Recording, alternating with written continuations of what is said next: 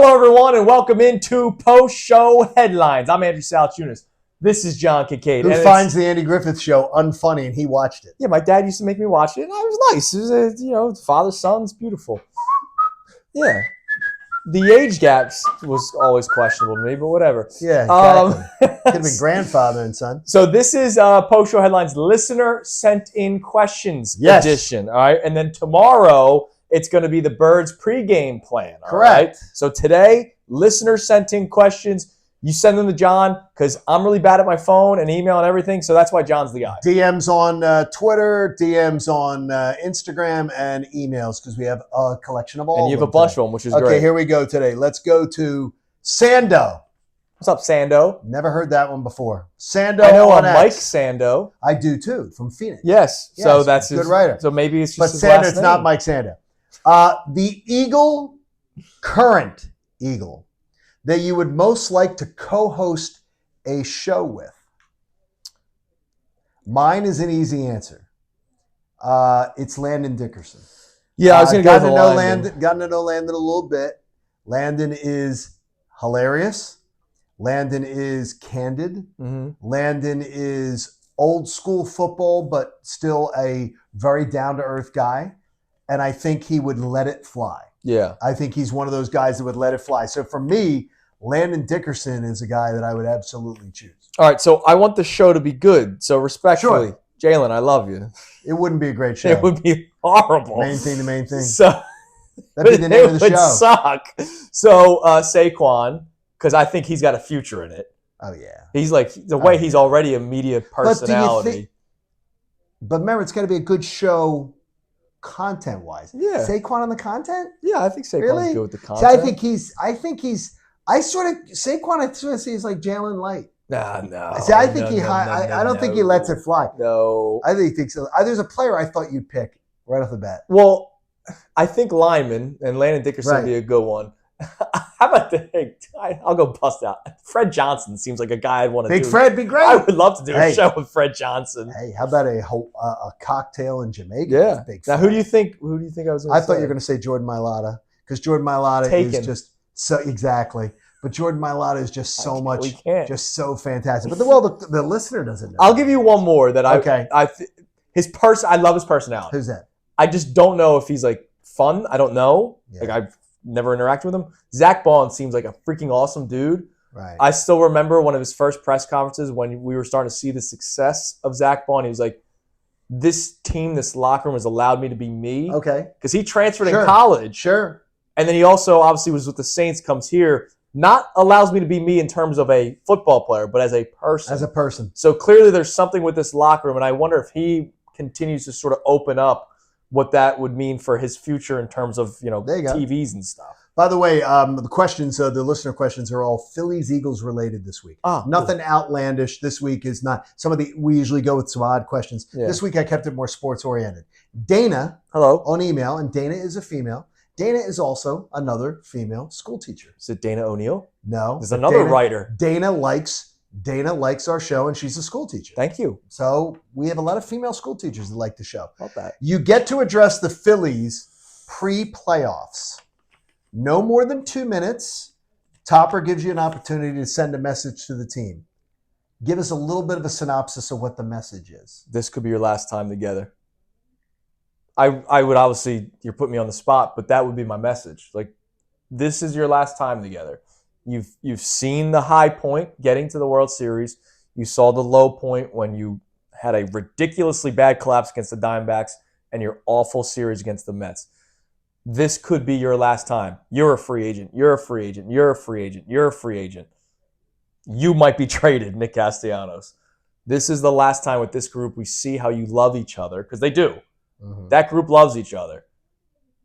This is your last time. And that might be a little bit of pressure, but I think they should be able to feel that pressure sometimes and not clam up. See, now what's weird is that we take a totally different approach. I'd come in with the Will Smith laser pointer, and I'd do the zap. Men in Black.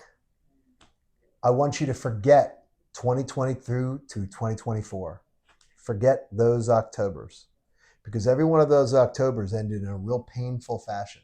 I want them wiped out of your mind because nothing you do in 2025 is going to make up for those. Sure. This is a clean chapter, a clean approach with a totally different vibe and a totally different team. So I would say to them, a different clean slate, wiped. I would do the Men in Black. All right. That's what I would try to do. There. All right. Mo on Instagram. And Maurice Mo. is a pastor. Thank you. Is a pastor. That's awesome. So Maurice speaks for a living. Speaks to the masses. So God bless you, Maurice. Do you think Topper or Nick Sirianni have more to do with in-game decision making? Interesting. I think this is a really interesting question. In fact, I would really like us to do this on the show. So I'm going to go Topper. And the reason why Nick Sirianni, doesn't call any of the plays offensively, but sure as hell he ain't doing nothing defensively. Like, that's the Vic Fangio show. Okay, but he doesn't call any of the plays. No, but he'll tell, go for the dagger. He will say, go for the dagger. Right, but he will say from the mic'd ups, you can tell he goes, go for I it. want you to run it here. Yeah. I want to be running here. During the timeouts, they'll show, I want to run it here. Yeah. Oh, make sure we're running it here. Make sure now he doesn't pick the running play. Sure. But make sure we're running it here. Make sure we're whatever. See, I said Nick. But Topper makes the lineup. Topper makes the decisions with who's pitching, bullpen, all that kind of stuff. The only thing that I don't think he totally does is field alignment. I would imagine they have like a Paco and an analytics. By the way, Paco's supposed to be such a valuable member of the team. Mm-hmm. It's got to be one of the worst first base coaches. Constantly they're the second worst team in baseball or third for outs guys on the getting bases. picked off on a basis.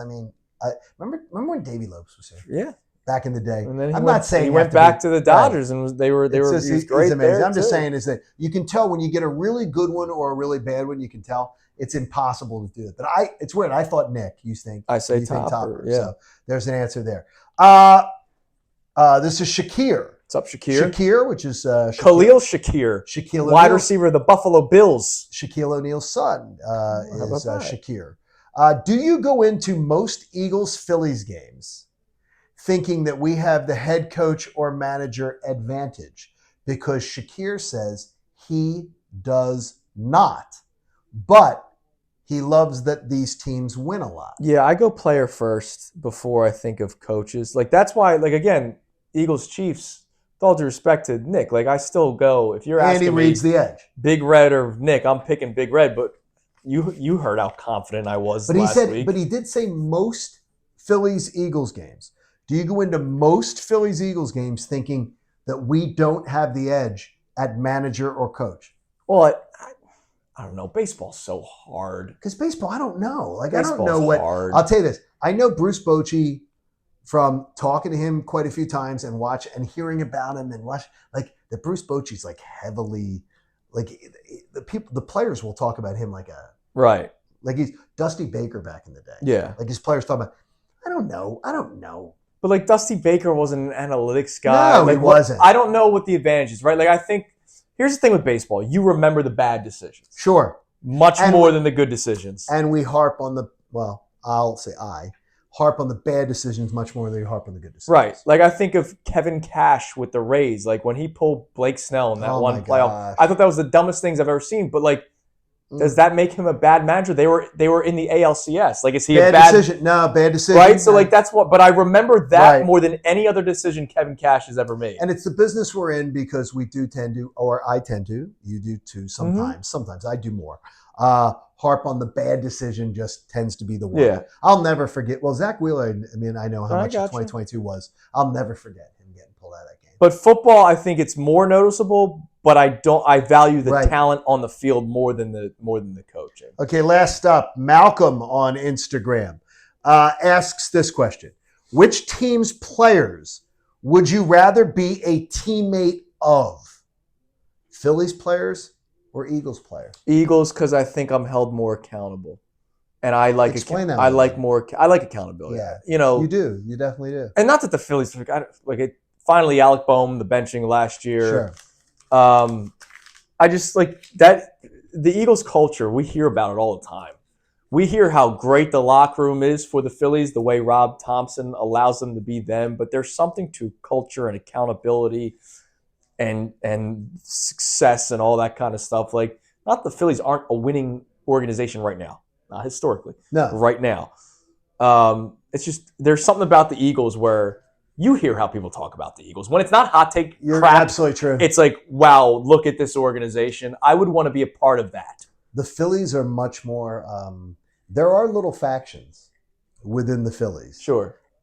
I don't think that there's a lot of factions within the Eagles. No, I this don't like isn't. to feel the same with you. This isn't the Wentz. Yeah, this is and my not clique. that I'm not talking about there being like angry factions. No. But where guys are just sort of they're in their own little alleys. Yeah. And I'd much rather be Eagles. Yeah. Absolutely, That's would be my Eagles. answer. That culture. And by the way, though, I think both Rob Thomson and Nick Sirianni, both of them get an A. They're both spectacular with how for building that. They're just different. The people that they're asking to herd are different guys. Right. Absolutely. I think the Eagles would be much more fun to hang out with. Yeah, I think so. You had to go on the Eagles. You had to go on the Eagles cruise or the Phillies cruise. Not Phillies cruise. Oh, geez, that's a damn party. You have to run into Garrett Stubbs. Yeah, that's a party all the time. All right, everybody, thank you so much for sending in the questions. Thank you, and thank you for continuing to send in the questions. This is something we do every single week. Tomorrow, we're doing the Birds pregame plan edition of Post Show Headlines, getting you set for Eagles Rams. So make sure you check that out tomorrow as well. See you then. Hey guys, Andrew Salciunas, host of Kincade and Salciunas. Just want to thank you for checking out all of our great videos that we have on our YouTube channel every single day. Make sure, if you can, please like and subscribe and check out all the videos that we have on our YouTube channel, whether it's for us, Kincade and Salciunas, of course, our midday show, as well as Unfiltered with Bill and Ricky.